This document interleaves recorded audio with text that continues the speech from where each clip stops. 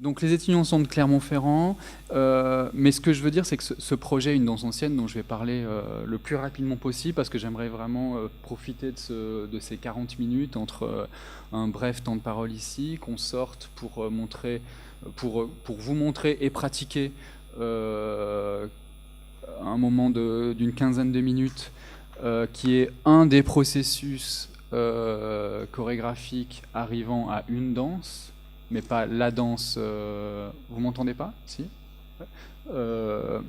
Et puis après, un temps de questions qui sûrement sera bénéfique pour combler tous les trous, enfin quelques trous. Donc pour préciser juste sur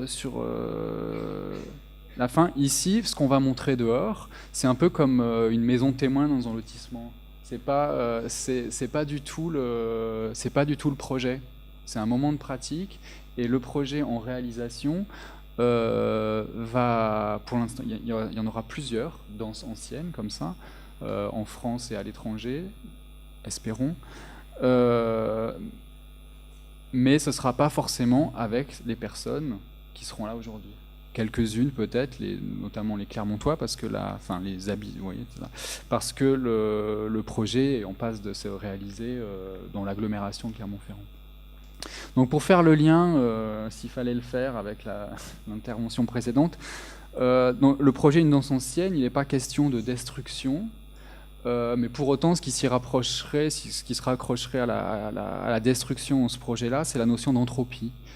Et donc depuis quelques années, mon parcours d'artiste, de chorégraphe, de danseur, m'a amené à réfléchir et mettre en pratique, travailler autour de 3 notions qui sont l'entropie, la permanence d'une œuvre chorégraphique et le rite, le rituel.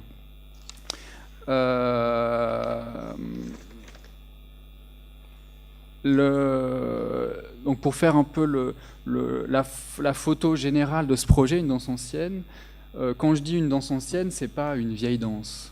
C'est ni une danse qui aurait 100 ans, c'est une danse comme on peut dire en anglais, quand on utilise ancient, c'est vraiment quelque chose qui c'est dans un temps, moi que j'appelle un temps géologique. C'est pas le terme anglais. Et là, je me suis peut-être perdu, mais non. Pardon. Ouais, je suis sur la présentation du projet. Je l'ai présenté plein de fois, alors oui, donc le projet Une danse ancienne, c'est un projet avec lequel c'est à la fois une recherche et un travail de création, où je voudrais faire se croiser en gros les spécificités d'un courant de l'art qui serait le land art et celui du performing art. Je fais exprès de dire les deux en anglais parce que voilà, c'est du land art et du spectacle vivant peut-être. Et donc voilà, je voulais faire la photo de cette pièce. En gros, c'est rencontrer un groupe d'une vingtaine de personnes qui soient usagers d'un lieu, un lieu quelque part. Travailler avec ces gens-là, avec eux décider d'un site, d'un lieu, et par un principe d'érosion, un principe d'érosion et de condensation, fabriquer une danse de groupe qui se réduise et qui devienne la danse d'une seule personne qui porte la danse du groupe. C'est le processus qu'on va voir tout à l'heure. Et puis, une fois que cette danse est arrivée, alors travailler précisément à l'écriture de cette danse-là pour ce site-là. Une fois qu'on a ça, on dit que la pièce est prête. Dans le même temps, je vais travailler avec un écrivain qui s'appelle Bertrand Schaeffer, dont je parlerai peut-être tout à l'heure sur la... Bertrand Schaeffer écrit un texte qui serait la seule chose documentée de cette pièce-là. Puis, un contrat amical ou plus est passé avec la danseuse qui contient cette danse du groupe de danser cette danse une fois par an, dans ce lieu-là, toute sa vie. Voilà, ou en tout cas très longtemps. Et que cette pièce, au fur et à mesure, sachant que j'ai pas l'idée d'assigner les gens à résidence, serait que, par exemple, si le danseur, la danseuse est amené à déménager, alors elle emporte la danse mais pas le site, et le groupe des 20 personnes qui auraient constitué la danse participe à la transmission, avec cette personne aussi, avec la danseuse, le danseur, la danseuse, à la transmission à quelqu'un d'autre de cette danse-là, pour qu'elle puisse se danser dans le même lieu, pendant que l'autre personne va transposer sa danse dans un nouveau lieu. Voilà, je crois que c'est assez clair comme ça. Donc, si je reprends les termes, entropie, permanence et rituel, là j'ai un peu parlé du rituel, vaguement. L'entropie, dans de nombreux champs, on fait des définitions très différentes. Alors moi, j'ai pas de définition très claire de l'entropie. Je la prends vraiment depuis l'artiste américain Robert Smithson, qui a articulé beaucoup de son œuvre autour de cette question d'entropie. Et la forme la plus, on va dire, visible de ça, même s'il en a fait beaucoup d'autres, c'est Spiral Jetty, qu'il a fait en 73 ou 72, dans le Grand Lac Salé, dans l'Utah. Il se trouve, voilà, il a fait. Vous voyez tous à quoi ressemble Spiral Jetty, j'imagine. Donc la spirale a été faite. L'année qui a suivi ou l'année encore après, les eaux du lac sont montées, ont recouvert la spirale pendant 30 ans. Lui, entre-temps, il est décédé dans un crash d'avion en repérant une autre œuvre. Donc lui n'a jamais vu la spirale, enfin il l'a vu mais pas très longtemps. Et il n'a surtout pas vu le deuxième état, un des autres états de la spirale, une fois que les eaux sont retombées, il n'y a pas si longtemps que ça finalement, sont redescendues. Mais il se trouve que, contrairement à d'autres artistes de la même époque et d'une envergure similaire, notamment Michael Heiser, lui avait pensé cette œuvre en tant que faisant partie de cet environnement, et donc ça serait toujours son œuvre, même si elle venait à être modifiée. Au contraire, quand Michael Heiser, dans les mêmes années, mais je pense que c'est un peu avant, fait Double Negative dans le Nevada, donc cette tranchée sur Mormon Mesa. Donc c'est vraiment une tranchée qui est rectiligne et qui est assez magnifique. Quand 30 ans, 40 ans après, il se rend compte, il a vu que ça s'éboule, pour lui, c'est encore son œuvre. Mais ce qu'il souhaiterait, c'est la faire bétonner. Depuis l'Europe, se dire que une œuvre de land art serait mieux si elle était bétonnée, c'est un peu étrange. Pour autant, en allant sur le site, je me suis dit, alors je ne sais pas si tout le monde se dirait ça, que oui, effectivement, l'œuvre serait vraiment présente si c'était bétonné. Là, c'est la ruine d'une œuvre, et c'est plus vraiment son œuvre. Donc la danse, l'entropie dans la danse, c'est quelque chose qui est, on va dire, qui est complètement lié au vieillissement du corps. Mais très rares sont les pièces qui sont dansées très longtemps, et très longtemps par les mêmes interprètes. J'ai pas fait de liste du tout, mais dans notre micro-milieu français, par exemple, j'ai deux exemples assez importants. Alors j'ai perdu son nom, mais un des danseurs à la création de Maybe, de Maggie Marin en 1982, a fait toutes les représentations depuis 1982. Il les fait encore, alors que tout le reste des danseurs ont changé. Il y a aussi cette pièce de Boris Charmatz et Dimitri Chamblas à bras-le-corps, qu'ils dansent tous les deux depuis 1993. Quoi qu'il leur arrive dans leur vie, ils se retrouvent toujours pour ça. Pour autant, là, ils l'ont transmise au ballet de l'Opéra de Paris, alors ça chamboule un peu des choses, à mon sens, mais c'est pas la question.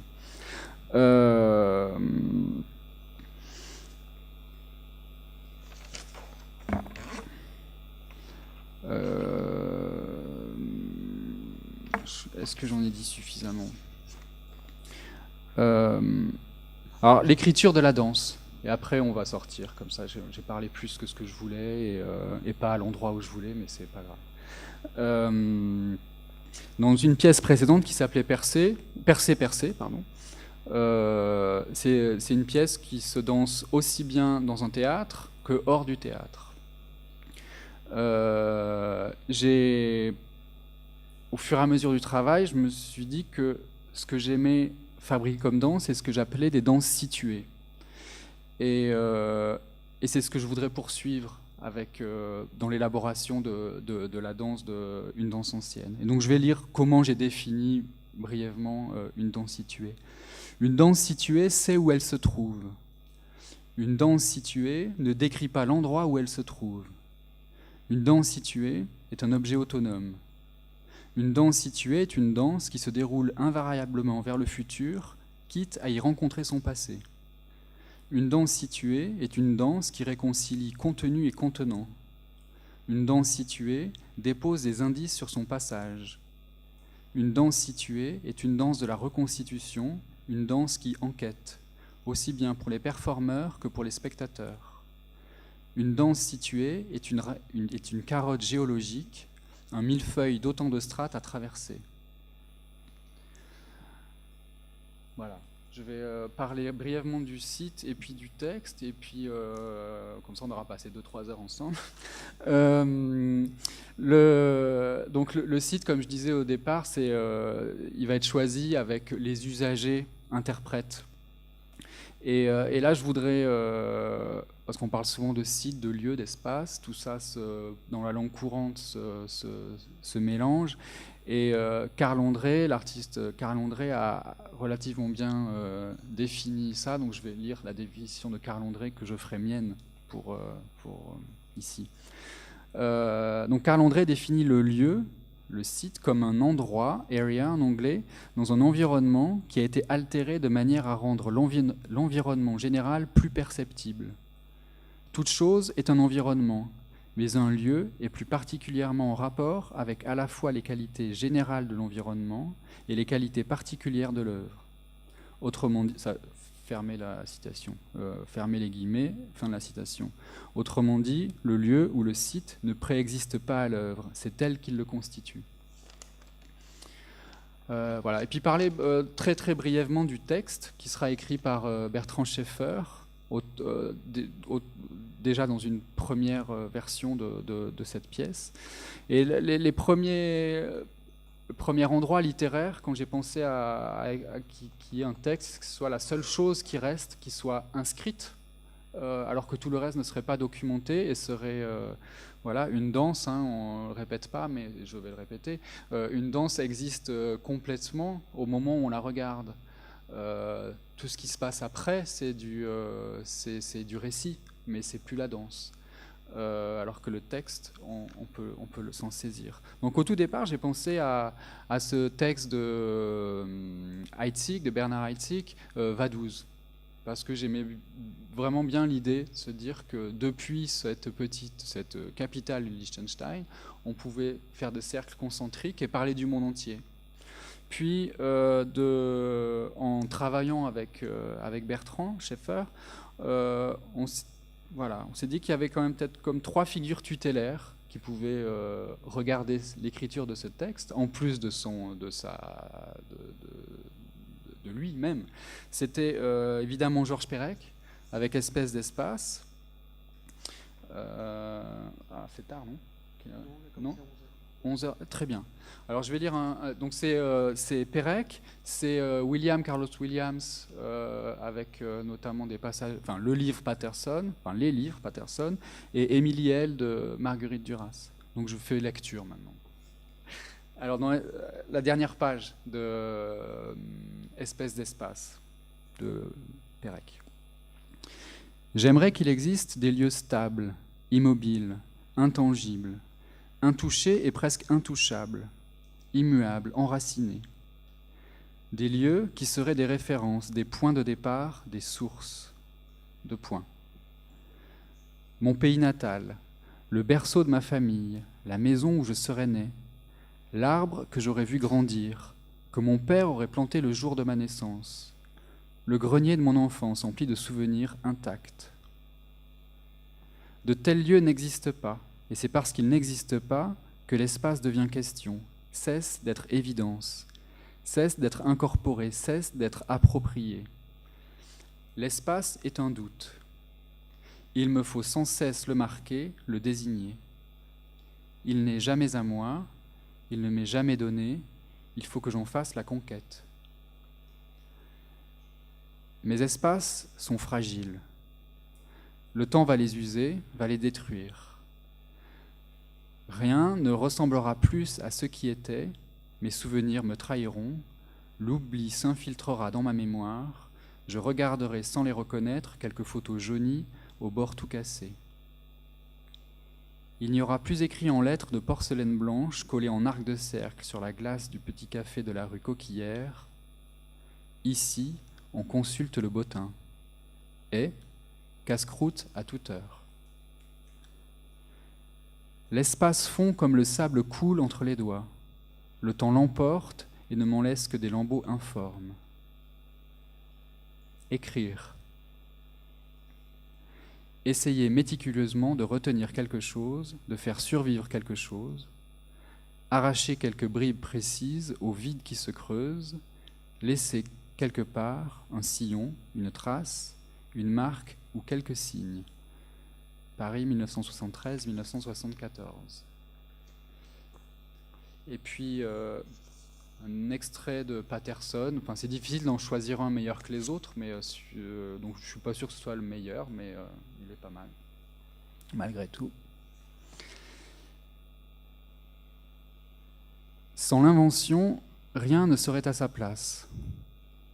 À moins que l'esprit ne change, à moins que l'on ne réévalue les étoiles en fonction de leur position respective, le sens resterait le même, l'évidence ne serait pas admise.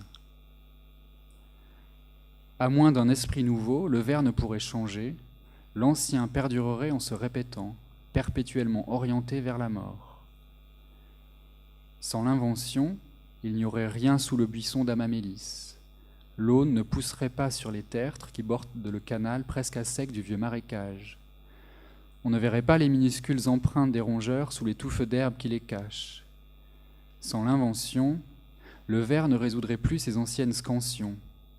Du temps où l'habitait un verbe souple, aujourd'hui disparu à jamais. Et puis on peut finir avec Marguerite Duras, Émilie L. Et puis on sort.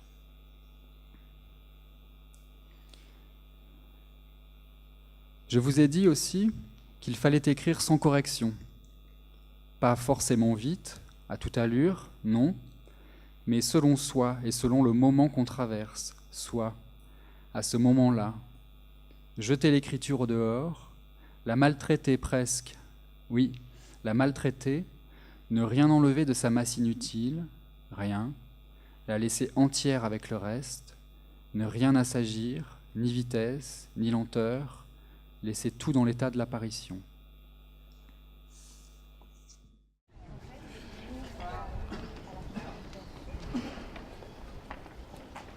Vous êtes déjà là vachement longtemps avant.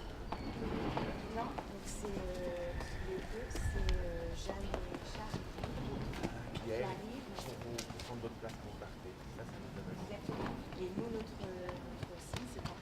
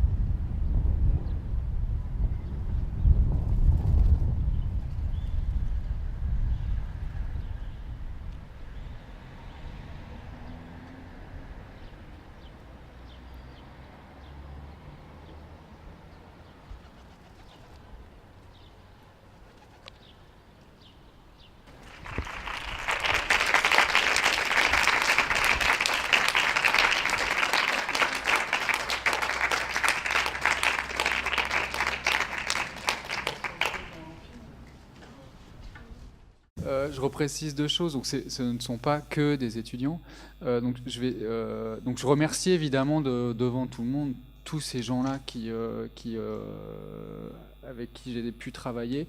Donc, notamment les étudiants en art de l'école de Clermont-Ferrand, qui sont, alors je les ai en face de moi, pour pas Colline Saglier, Charles Duval, et les autres sont Chloé Grard, Jeanne Chopy, Robin Tornambe, Toa, et Erika Fournel et Alexandre Boiron.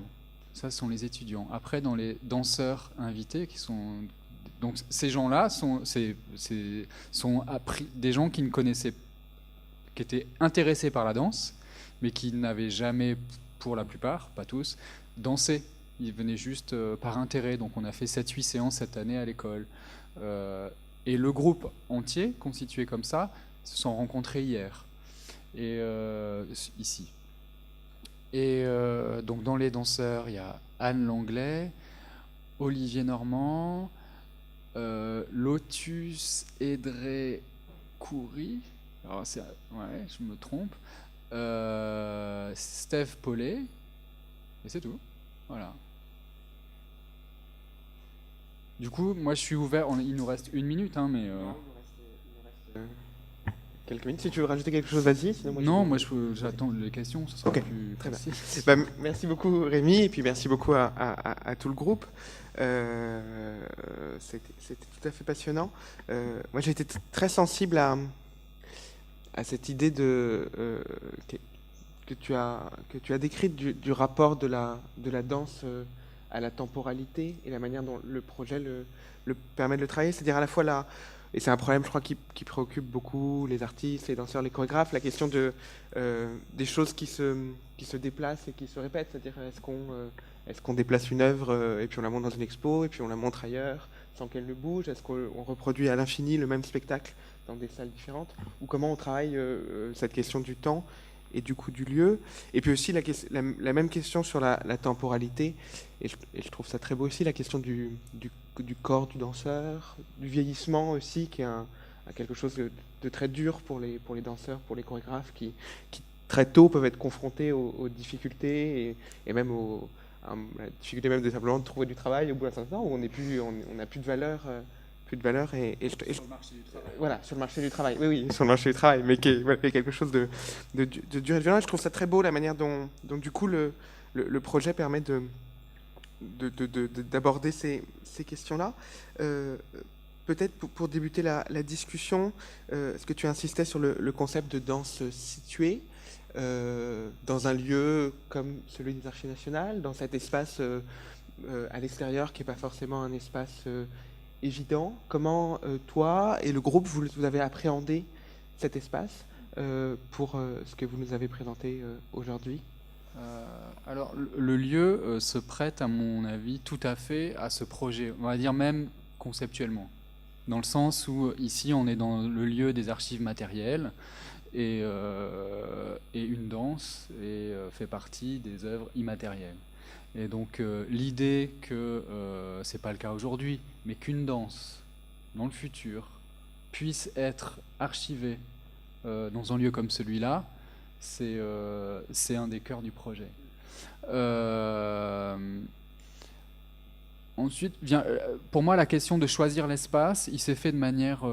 je travaille toujours avec ce que j'ai, je suis un peu toujours content de ce que j'ai pour pouvoir... ça pose des questions. Ici, c'était très simplement... J'aurais pu faire le tour du bâtiment et me dire où est le meilleur endroit. Il y a sûrement des endroits plus beaux. Ce qui m'intéresse... je sais pas, Éric Vattier disait un peu la même chose tout à l'heure, mais je me souviens plus de ces mots. Alors moi les lieux sans qualité m'intéressent énormément, bien plus que les lieux labellisés, monumentaux.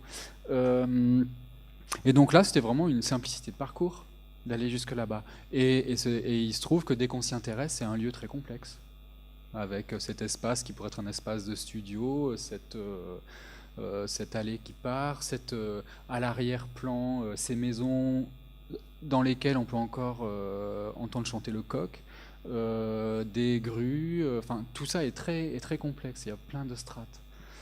Et moi, la question qui chapeaute, on va dire, tout mon travail, c'est quel lieu pour la danse? C'est que depuis le départ, enfin quand même, on sait que le théâtre a un lieu qui s'appelle le théâtre, pour le meilleur comme pour le pire, hein, mais voilà. Et la danse, comme il n'y a pas le danse où on va tous, c'est bien de pouvoir lui trouver des lieux au pluriel. Pour ça. Super. Est-ce qu'il y a des questions dans la salle? Je pense qu'on a encore 3-4 minutes, si nécessaire. Ou des remarques ou... Ok, on va s'arrêter là. Merci. Un dernier truc, Vas-y. Pour rebondir et après Charles, pour rebondir sur ce que tu disais juste dans ton introduction, ta deuxième introduction, tu parlais de ces œuvres qui se promènent de théâtre en théâtre ou pas. Moi, je suis vraiment sous influence de Judd, notamment, sur le fait qu'à un moment donné, il se dit, fin des années 60, la temporalité des expositions ne suffit plus, je veux montrer mes œuvres de manière permanente.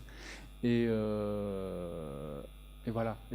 Et puis quand on voit ce qu'il en a fait à Marfa, moi j'aimerais beaucoup ça.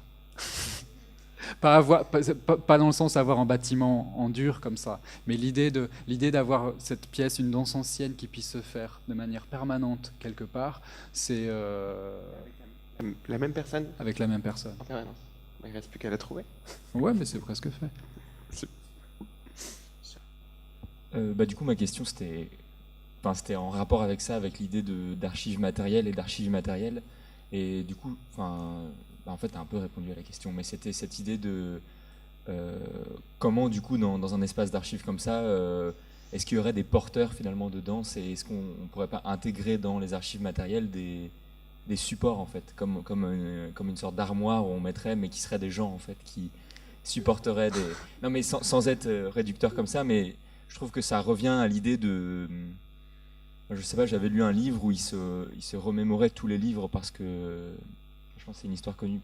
Ouais, Fahrenheit 451, l'idée que tout soit porté dans le corps et qu'il n'y ait pas forcément d'archives matérielles, aussi parce que c'est des choses qui peuvent être détruites, là où dans le corps, ça restera toujours. Enfin, une certaine mesure. Voilà, donc c'est pas une question, mais...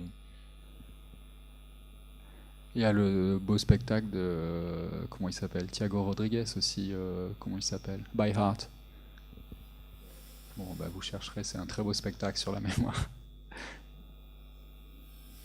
Ouais. La mémorisation d'un sonnet de Shakespeare.